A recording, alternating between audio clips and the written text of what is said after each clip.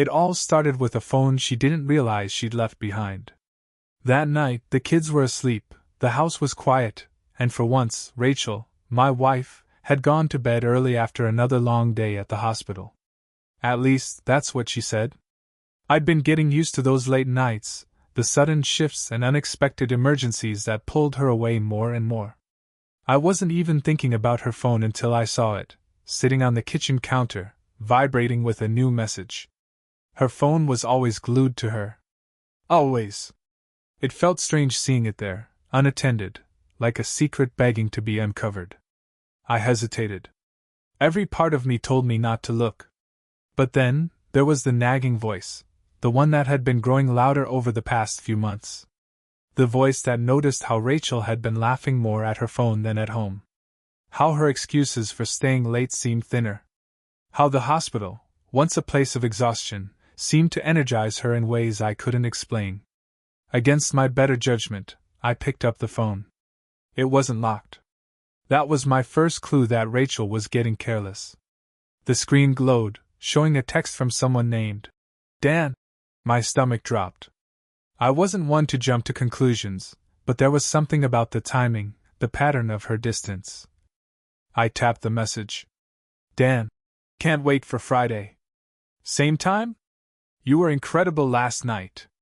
I stared at the screen, my world narrowing to that single thread of text. My hands were shaking, my breath caught in my throat. There had to be an explanation, a rational one. I scrolled up, desperate to prove myself wrong. But the more I read, the clearer it became. This wasn't just a text. It was a timeline of betrayal.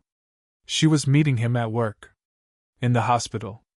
They were laughing about sneaking off during her shifts. Flirting. Explicit descriptions of what they'd done, and how they couldn't wait to do it again. My wife, the mother of our 2 children, was using the place she worked to save lives, to destroy ours. I felt a wave of nausea hit me as the weight of it settled. This wasn't new. This wasn't a mistake. This had been going on for years. I wanted to scream, to confront her right there and then, but something in me stopped. I needed more. I couldn't go into this blind, couldn't let her talk her way out of it with half-truths and excuses. I put the phone back where I found it, and tried to steady myself. Over the next few days, I started watching her. Quietly, carefully. The texts weren't just from Dan. There was Jenna, Chris, and others.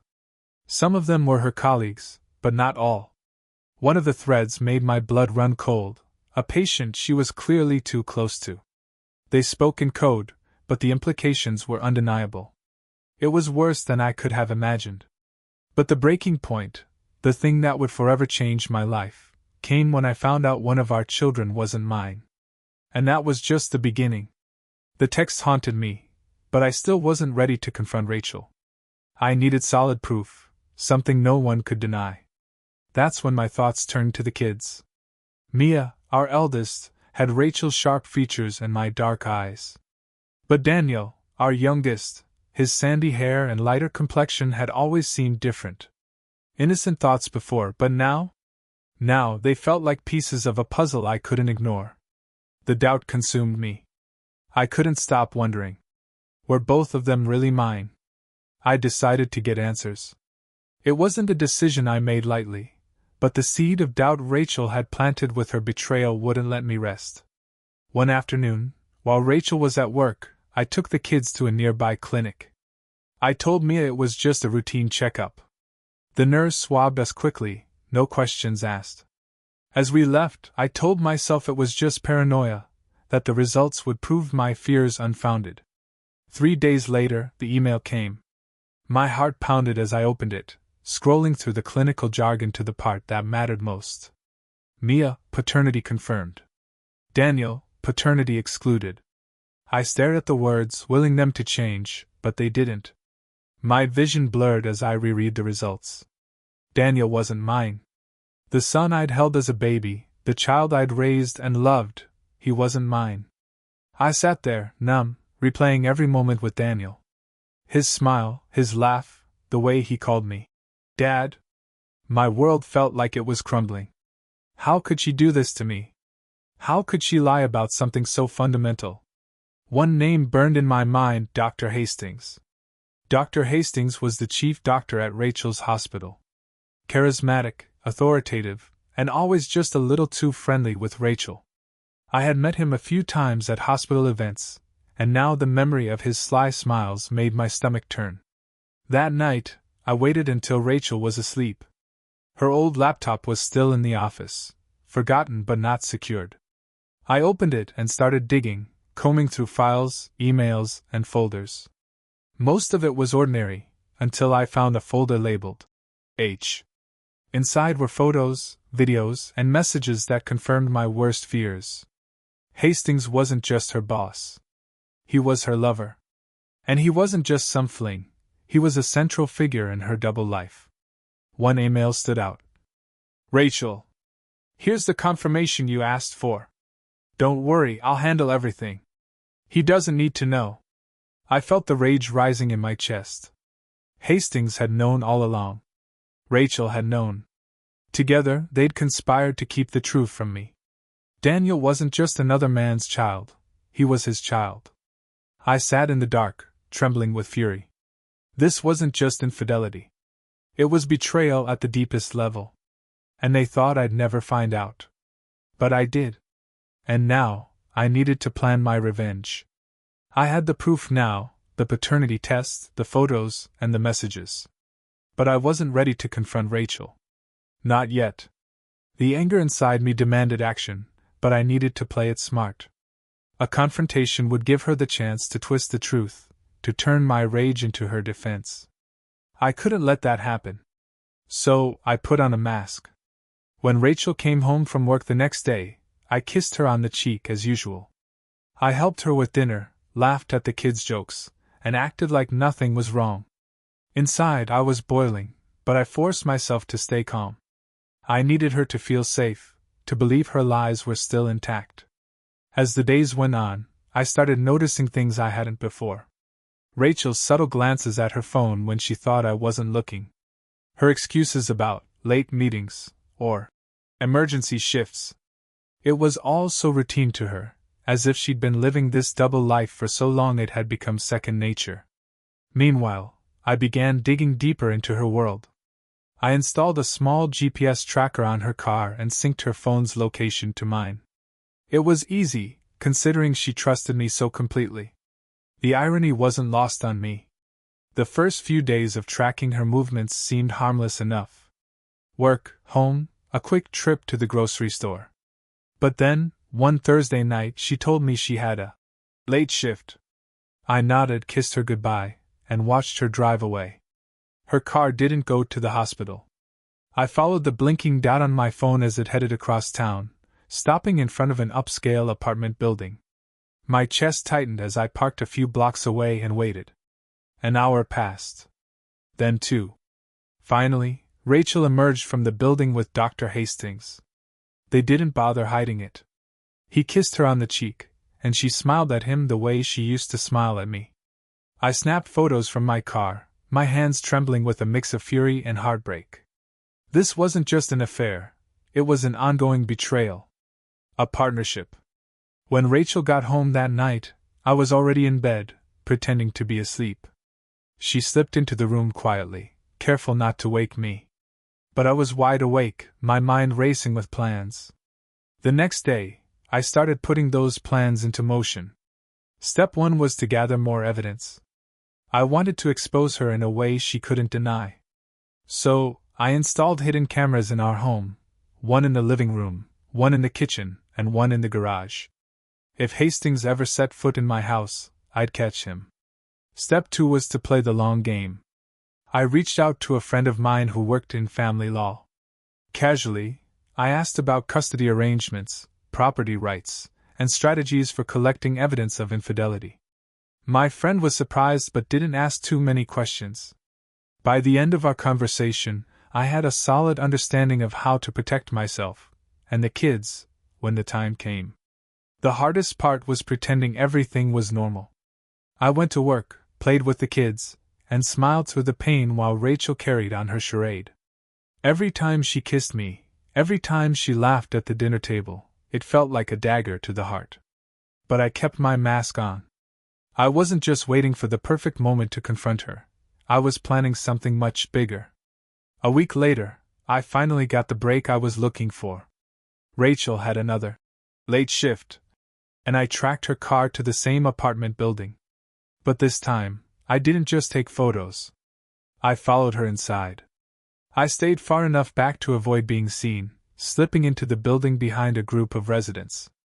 The hallway was quiet, the air thick with tension as I approached the door she had entered. I didn't knock. Instead, I pulled out my phone and started recording through the small gap in the doorframe. Rachel was sitting on the couch with Hastings, laughing softly as he poured her a glass of wine. She leaned into him, her hand resting on his leg. I filmed everything, the intimacy, the betrayal, the proof I needed to take her down. Satisfied, I left without a sound, my heart pounding as I drove home. When Rachel returned later that night, I greeted her with a smile. She had no idea what I'd just witnessed, no clue that her world was about to collapse. Now I had everything I needed. The evidence, the plan, and the resolve to see it through. But I wasn't just going to end our marriage. I was going to destroy everything she had built. With the evidence in hand, I knew it was time to escalate. Confronting Rachel would only scratch the surface. I wanted her to feel the full weight of what she had done, not just to me, but to our family. To do that, I needed to dismantle her carefully constructed life. The first step was subtle but effective. I created an anonymous email account and sent the video I had recorded at Hastings' apartment to the hospital's board of directors. I kept the message vague, just enough to imply something inappropriate was happening between Rachel and her boss. I knew the board would investigate quietly, fearing a potential scandal. The thought of them watching that video, scrutinizing their affair, sent a grim satisfaction through me. Next, I began gathering financial records. Rachel had always been meticulous about money, keeping our joint accounts balanced and managing most of the bills. But I wanted to ensure she had no leverage. I froze the accounts temporarily, pretending there was an issue with the bank. I transferred my savings into a private account she couldn't access and secured the kids' college funds under my name alone. I also reached out to a lawyer, setting the groundwork for what was coming. I explained everything: the affair, the paternity test, the betrayal. My lawyer was sharp and methodical, assuring me we'd have the upper hand when the time came. "Do you want to go for full custody?" he asked, his pen hovering over a note. "Yes," I said without hesitation. "She's unfit. She's been lying for years, bringing strangers into our lives. I don't trust her around my kids." He nodded. "With the evidence you've gathered, it'll be hard for her to contest it." That was all I needed to hear. The final piece of my plan was to bait Rachel and Hastings into revealing more. I started leaving subtle clues that I was suspicious, mentioning her late shifts, in passing, glancing at her phone when it buzzed, even asking casually about Dr. Hastings during dinner. At first, she played it cool, brushing off my comments with a smile. But over time, I noticed a change. She became more careful, more guarded. She started keeping her phone in her pocket instead of leaving it on the counter. She stopped mentioning work altogether. It was exactly what I wanted. I needed her to feel like the walls were closing in, to make her careless. And it worked. One evening I accidentally left my laptop open on the kitchen table with an email draft visible. It was addressed to Dr. Hastings, and the subject line read, "We need to talk about Rachel." Rachel spotted it when she came into the kitchen, her face pale as she read the screen. "What's this?" she asked, her voice tight. "Oh, just something I'm working on," I said casually, closing the laptop before she could read more. "Why?" Her hands trembled slightly as she poured herself a glass of water. "No reason. Just curious." I could see the fear in her eyes, the way her mind raced to figure out how much I knew. It was perfect. 2 nights later, I got exactly what I was waiting for. Rachel made an excuse to go out, another emergency shift. I nodded, kissed her goodbye, and watched her drive away.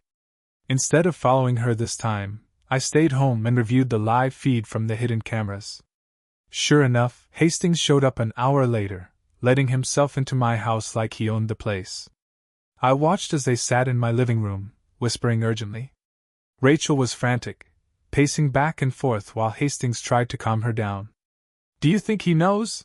she asked, her voice trembling. "I don't know," Hastings replied. "But we need to be careful. If he finds out about Daniel." The rage boiled inside me as I listened, but I forced myself to stay calm. This was the confirmation I needed. They were afraid, and that meant I had the upper hand. I saved the recording and prepared for the next stage of my plan.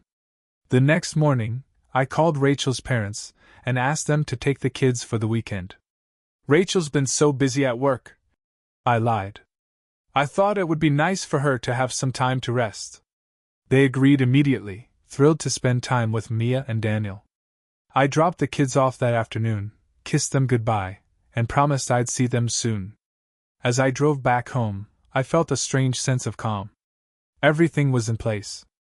Rachel and Hastings thought they were still in control, but by the end of the weekend, their entire world would come crashing down. They had taken everything from me. Now, it was time to take it all back. With the kids safe at Rachel's parents' house, the stage was set for what was about to happen. I spent the rest of that afternoon going over my plan, rehearsing every word, every step. By the time Rachel came home that evening, I was ready. She walked in, her usual smile plastered on her face, but there was something off. Her eyes darted around the room, and her steps were hesitant, as if she could feel the shift in the air. "How was your day?" she asked, setting her bag down. "Fine," I said casually, leaning against the kitchen counter. "The kids are with your parents. I thought we could use some time to talk." Her smile faltered. "Oh? What about?" I gestured to the living room.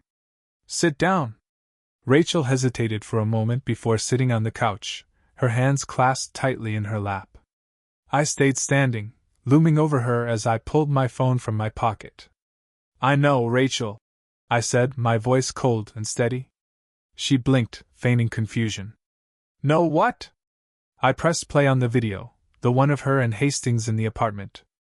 The sound of their laughter, their intimacy, filled the room. Her face went pale as she stared at the screen, her mouth opening and closing like a fish gasping for air. "How long?" I asked, my voice like ice. "Ryan," she started, tears already welling in her eyes. "How long?" She buried her face in her hands, her voice muffled as she whispered. "Years." The word hit me like a hammer, but I didn't let it show. I stayed still, watching her crumble before me. "And Daniel?" I asked, my voice rising. "How long were you going to keep that lie going?" She looked up at me, her tears streaming down her cheeks. "I didn't know how to tell you. I didn't want to hurt you." "Didn't want to hurt me?" I snapped, stepping closer. "You didn't think sleeping with your boss and passing off his child as mine would hurt me?" "I didn't plan for it to happen," she cried. It just did." I laughed bitterly. "That's your excuse? It just happened? You've been sneaking around with him for years, Rachel. You lied to me, to our kids, to everyone. Don't you dare try to play the victim now." She sobbed, but I didn't care. My sympathy for her had evaporated the moment I saw that paternity test. "I trusted you," I said, my voice quieter now, but no less cutting. "I built a life with you. And you threw it all away for what? For him?" Rachel didn't answer. She just sat there, broken and defeated, as I turned away. The next morning I made my move. Rachel had no idea I had already filed for divorce. I had the papers ready, along with a restraining order against Dr. Hastings. My lawyer had ensured the evidence I'd gathered was enough to secure full custody of Mia and Daniel. Legally, Hastings wasn't Daniel's father unless he fought for paternity rights, and I knew he wouldn't. He'd want to protect his reputation more than his secret love child. When Rachel woke up, I handed her the papers. She stared at them, her face crumpling as she read the terms. "You can't do this," she whispered, her voice shaking. "I already have," I said coldly. "You can stay in the house for now." But the kids? They're staying with me. They're my children too, she cried, her voice breaking. Mia is mine, I said sharply. And Daniel, he's Hastings' problem. Her sobs filled the room, but I didn't flinch. I had spent months being broken by her lies. Now, it was her turn to feel what that was like. By the end of the week, the hospital board had launched a formal investigation into Hastings. The anonymous tip I'd sent included all the damning evidence they needed to strip him of his position. The scandal spread like wildfire, tarnishing his spotless reputation and dragging Rachel down with him. She tried to fight back, of course. She begged, pleaded, even threatened to take me to court. But she had nothing. I had the paternity tests, the videos, the messages. Every lie she had told was now a weapon in my arsenal. And when the dust finally settled, she was left with nothing. But I wasn't finished yet. Hastings may have lost his job, but he hadn't lost everything. I made sure that changed. What I did next was cruel. Calculated. And it destroyed him completely. With Rachel cornered and her world collapsing, it was time to turn my attention to Dr. Hastings. He wasn't going to walk away from this unscathed. His affair with my wife had ruined my family, and now, I would ruin him. I already knew the hospital investigation had dealt a heavy blow to his career. Word spread quickly among the staff, and his once respected name was now a whisper in hallways and break rooms. But losing his job wasn't enough, not for a man who had meddled in my life so deeply. I wanted everyone to see the truth. I started with his family. Dr. Hastings was married. His wife, Eleanor, was a well-known philanthropist, a woman who thrived on the image of their perfect family. I had met her briefly at a hospital fundraiser, poised, elegant, completely unaware of her husband's true nature. I sent her an anonymous package. Inside was a USB drive with the videos and messages I had gathered, along with a simple note. You deserve to know the truth. I imagined her face when she plugged that drive into her computer, the shock, the anger. And sure enough, it didn't take long for the fallout to begin. A week later, the local papers were buzzing with news of their impending divorce. Eleanor wasn't just leaving him, she was taking half of everything he owned. Next, I targeted his reputation. Hastings had been a keynote speaker at medical conferences, a celebrated figure in his field. I reached out to a journalist who had covered one of his seminars. Using another anonymous email, I provided her with the scandalous details of his affair, emphasizing how he had used his position of power to cover it up. The story exploded. Headlines painted him as a man who abused his authority, who blurred ethical lines for personal gain. His colleagues distanced themselves, hospitals revoked their invitations, and the organizations he worked with quietly severed ties. By the time I was finished, Dr. Hastings wasn't just unemployed, he was unemployable. Rachel, meanwhile, had fallen into a state of despair. Her once confident demeanor was replaced by a quiet, hollow shell of the woman I had married. She stayed in the house for a few weeks, avoiding me as much as possible, but it was clear she didn't know how to move forward. I didn't speak to her unless it was about the kids. I didn't need to. The weight of her choices was written all over her face. One evening, as I was packing up some of my things to move into the apartment I had rented, Rachel finally broke the silence. "Why are you doing this?" she asked, her voice trembling. I turned to face her, my expression cold. "Why? You lied to me for years. You destroyed our marriage. You let me believe a child was mine when he wasn't. Why wouldn't I?" Her tears started to fall, but they didn't move me. Not anymore. "I made mistakes," she whispered. "But we could have fixed it. We could have tried." I shook my head. "You don't fix this, Rachel. You end it." And with that, I walked out the door, leaving her to sit in the ruins of the life she'd created. For the first time in months, I felt free. Dr. Hastings was destroyed. Rachel had lost everything: her family, her reputation, her stability. I had fought to protect my kids, ensuring they wouldn't be dragged down by her lies. But as I sat in my new apartment that night, staring out at the city lights, I couldn't help but feel a hollow ache. Revenge had been satisfying, yes, but it hadn't erased the pain. It hadn't undone the years I'd spent loving a woman who betrayed me so completely. Still, I had no regrets. Rachel and Hastings had played their game, and I had won. When the hospital board officially terminated Dr. Hastings, I thought that might be the end of it. But I underestimated just how far someone like him could fall when the facade crumbled. Hastings wasn't just fired, he was effectively blacklisted from every major medical institution in the state. Word spread quickly in professional circles, and hospitals that once sought his expertise now refused to return his calls. That should have been enough for me. But as I watched the pieces of his career fall apart, I realized he hadn't hit the bottom yet. I needed him to feel what it was like to lose everything. To see every aspect of his life come undone, just like he had done to mine.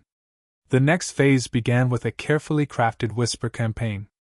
I used the same anonymous email account I'd created to expose the affair and started sending tips to media outlets, hinting at malpractice during his tenure at the hospital.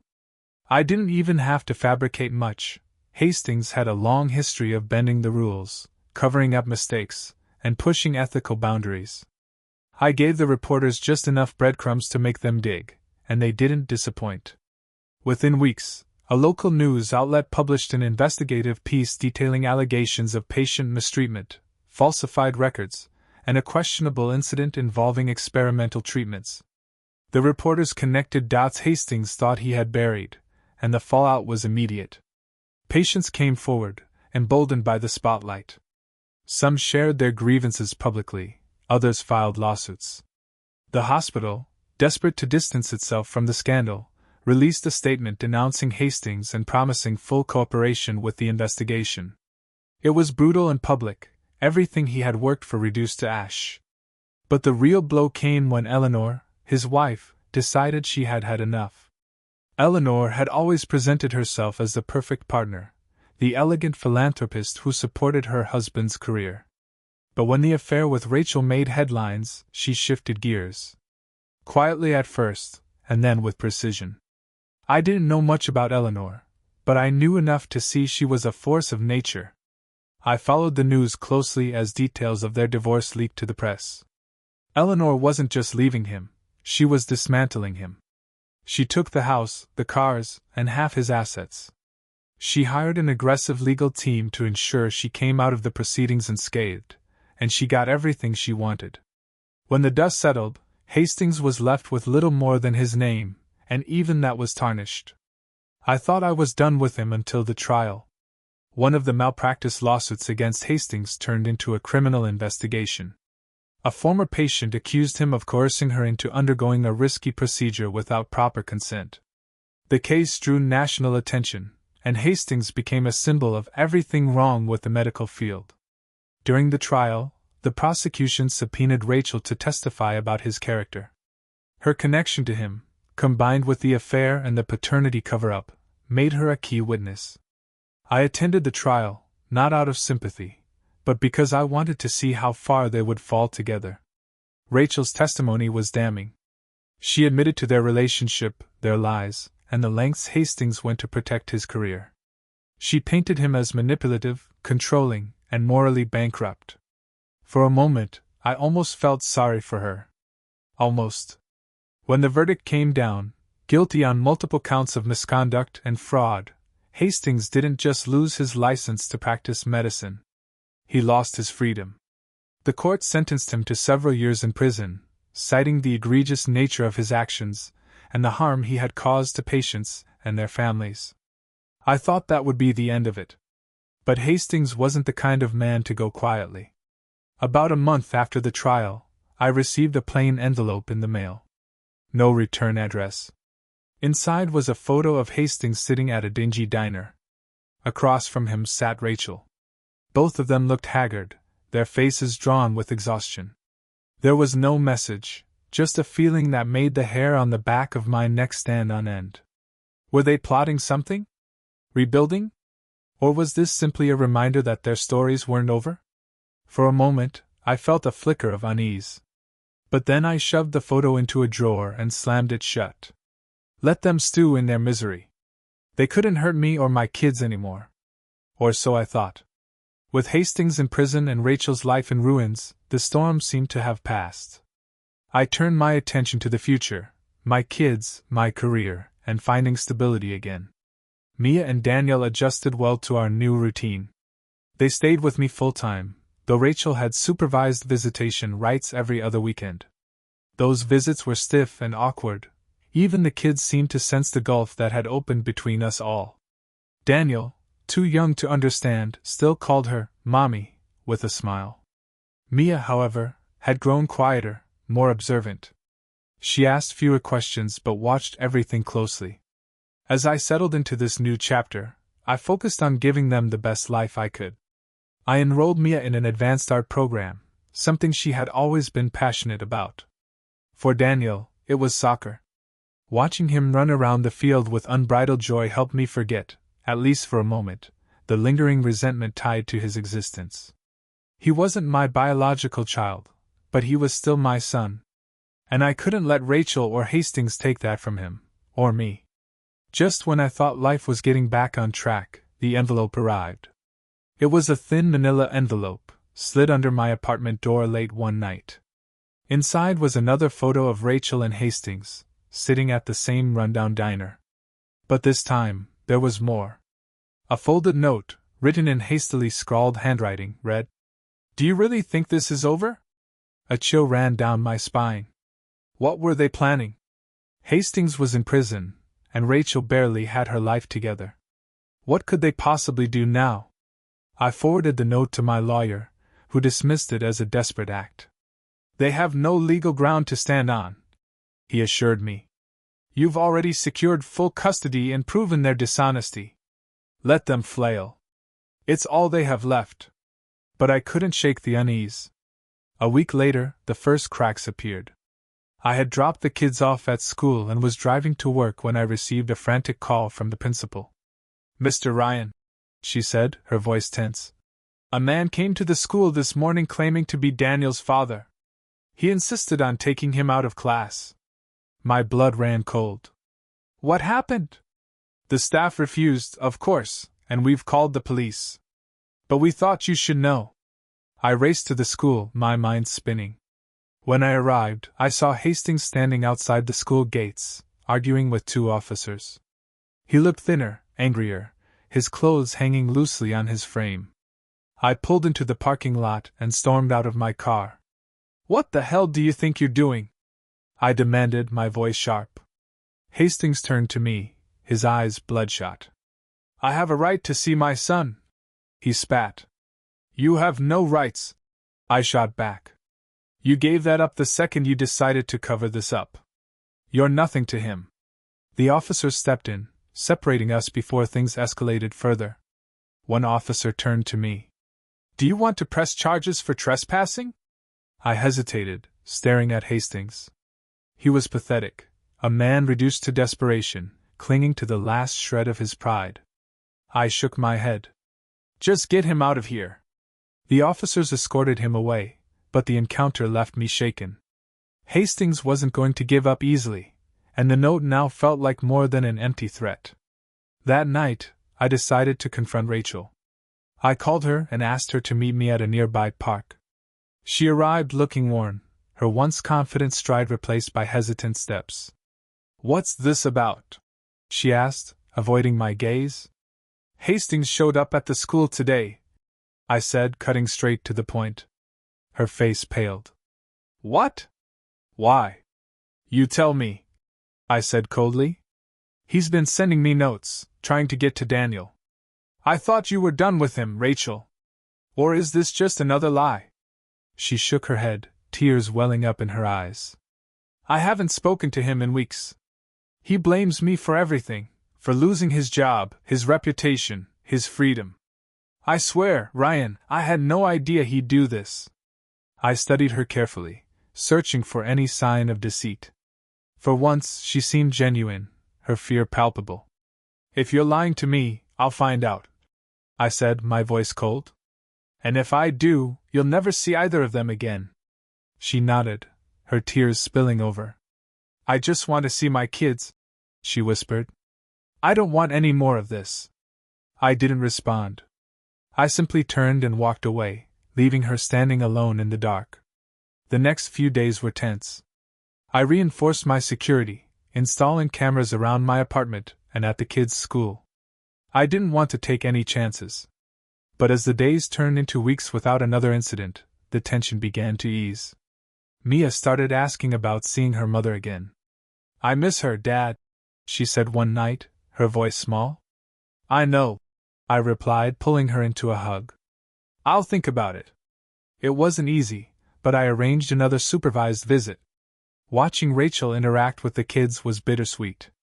For all her faults, she still had moments of tenderness, moments that reminded me of why I had fallen in love with her in the first place. But those moments didn't erase the damage she had done. As I tucked the kids into bed that night, I couldn't shake the feeling that something was still lingering in the shadows. Rachel seemed broken, Hastings defeated, but people like them didn't simply disappear. And deep down, I knew they weren't finished. The quiet after Hastings' outburst at the school was unnerving. For weeks, there was nothing, no notes, no confrontations, no whispers of his or Rachel's involvement in my life. On the surface, it seemed like they had given up. But I knew better. People like them didn't just slink away into the shadows. I'd reinforced my defenses, upgraded security systems at home, established a stricter drop-off protocol at the kids' school, and even filed a police report against Hastings. It gave me peace of mind, but not complete comfort. My guard was up, and as it turned out, I wasn't wrong to keep it there. The first sign came in the form of a knock at my door late one night. The kids were asleep, the apartment was quiet, and the knock startled me out of my thoughts. Peering through the peephole, I saw a man I didn't recognize, middle-aged, wearing a cheap suit and holding a stack of papers. When I opened the door, he offered a tight smile. "Mr. Ryan?" "Yes," I replied cautiously. He handed me the papers. "You've been served." Confused, I took the papers and shut the door, scanning them quickly. My blood boiled as the words registered. Hastings had filed a motion for partial custody of Daniel, claiming that as his biological father, he had the right to be in the child's life. I called my lawyer the next morning. "This is absurd," I said, pacing my living room. "He has no claim. He signed away his rights years ago. And after everything he's done? There's no way he'll win." "You're right," my lawyer replied, though his voice held a note of caution. "But don't underestimate how far someone like him will go. He's desperate, and desperate people can be dangerous." I nodded, my jaw clenched. Hastings wasn't just trying to assert his rights as Daniel's father. He was trying to disrupt my life, to force his way back into a world that no longer wanted him. I wasn't going to let that happen. As we prepared for the hearing, I started digging deeper into Hastings' recent activities. What I found shocked even me. Through a contact in the medical community, I learned that Hastings had been reaching out to former colleagues, trying to find anyone willing to vouch for his character. He claimed he had been unfairly targeted by the hospital and the media, spinning a narrative of redemption and remorse. A few people had taken the bait, but most knew better. One particularly damning piece of information came from a former hospital administrator, who revealed that Hastings had used Rachel to falsify records during their affair. They had covered up mistakes together, protecting Hastings' career while throwing others under the bus. This was the evidence I needed to ensure he stayed out of my life for good. The custody hearing was set for 2 weeks later. When the day arrived, I walked into the courtroom ready to fight. Rachel was there too, sitting with her lawyer, though she looked more like a spectator than a participant. Hastings, on the other hand, was his usual smug self. He wore a cheap suit, his hair slicked back, but there was something desperate in his demeanor. He spoke with feigned sincerity, trying to paint himself as a reformed man who only wanted to do right by his son. When it was my turn to speak, I laid everything bare. I presented the evidence of his misconduct, the scandal at the hospital, and his erratic behavior since his release from prison. I showed the court his history of manipulation and lies, emphasizing the instability he would bring into Daniel's life. But the moment that sealed his fate came when I played the audio recording I had taken during one of Rachel's supervised visits. In the recording, Rachel admitted that Hastings had pressured her into covering up his mistakes at the hospital. Her voice cracked as she described how he manipulated her, using their affair as leverage to keep her silent. The courtroom fell silent as the judge reviewed the evidence. When the ruling came down, it was everything I had hoped for. Hastings' motion was denied, and the court issued a restraining order barring him from contacting me, Daniel, or anyone in my family. As Hastings was escorted out of the courtroom, he turned to me, his face twisted with rage. "This isn't over," he spat. "Yes, it is," I replied calmly. But the final twist came 2 weeks later. I received a call from the police, informing me that Hastings had been arrested again. Apparently, in a last-ditch effort to sabotage my life, he had attempted to break into Rachel's house, looking for documents he could use against me.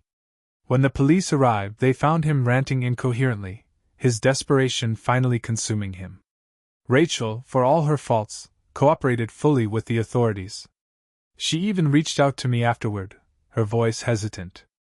"I'm sorry," she said, "for everything. I didn't know it would go this far." "It's too late for apologies," I replied. "But at least now, maybe you'll learn to take responsibility for your actions." She didn't argue. She simply hung up, and I knew that chapter of my life was finally closed. As I sat on the couch that evening, watching Mia and Daniel play together, I felt a sense of peace I hadn't felt in years. The chaos was behind us. The lies, the betrayal, the manipulation, they were all part of the past now. Mia looked up at me and smiled. "Are we okay, Dad?" "We're better than okay," I said, pulling her close. And for the first time in what felt like forever, I believed it. Thanks for watching.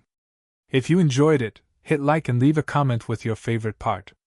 We'd love to hear your perspective.